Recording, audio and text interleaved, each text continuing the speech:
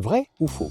Si l'on vous dit les enfants dyslexiques doivent pouvoir lire à leur propre rythme sans pression, à votre avis, c'est vrai ou c'est faux? Je vous réponds dans 3 secondes. C'est bien sûr vrai, les pressions, les menaces de punition ou la course contre la montre sont des freins majeurs à l'apprentissage de la lecture.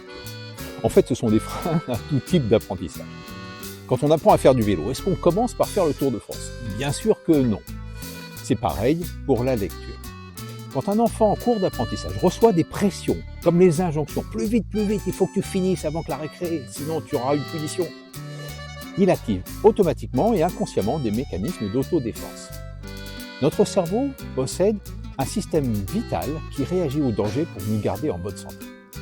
Face à un danger, nous devons réagir très vite et soit fuir, soit combattre ou encore faire le mort. Mais pour apprendre, aucune de ces réactions automatiques ne convient. L'enfant ressent le danger, il entre donc en stress automatiquement et fait tout ce qui est possible pour fuir ce danger. Et ne nous y trompons pas, même si l'enfant ne risque pas réellement sa vie ou sa santé, son vécu est le même et le stress empêche toute réflexion et tout apprentissage.